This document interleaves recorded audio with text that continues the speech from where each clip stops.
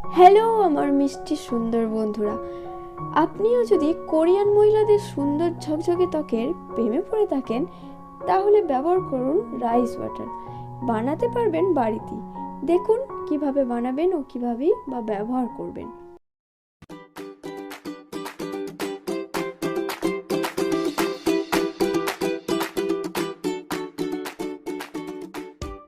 সাধারণ চাল, বাসমতি চাল হলে খুব ভালো হয়। বেশ খানিকটা পরিষ্কার জলে ডুবিয়ে রাখুন।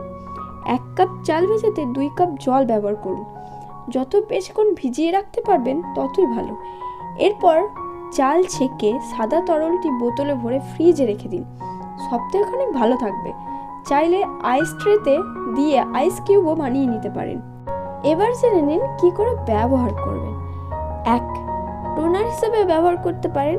মুখ ফেস ওয়াশ দিয়ে ধুয়ে রাইস ওয়াটার কটন প্যাডে ডুবিয়ে পুরো মুখে একবার বুলিয়ে নিন। 2. সমপরিমাণে গোলাপ জল এবং রাইস ওয়াটার মিশিয়ে স্প্রে বোতলে ভরে ফ্রিজে রেখে দিতে পারেন। রোদে পোড়া ভাব দূর হবে, ট্যানও চলে যাবে খুব তাড়াতাড়ি। 3. সকালে ঘুম থেকে উঠেও রাইস ওয়াটার দিয়ে মুখ ধুতে পারেন। 4. আর আইস কিউব হিসেবে রাইস ওয়াটার ব্যবহার করলে তা পরিষ্কার মুখে আলতো করে বুলিয়ে নিন। ভালো করে ঘাড়ে, গলায়, মুখে লাগান। আনইভেন স্কিনের সমস্যা এতে খুব জলদি মিটবে।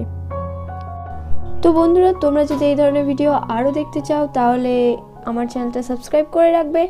আর এই ভিডিওটা যদি ভালো লেগে থাকে তাহলে অবশ্যই একটা লাইক করে দিও, শেয়ার করে দিও সবার সঙ্গে, আর কমেন্টে জানিও কেমন লাগলো। তো দেখা হচ্ছে নেক্সট ভিডিওতে।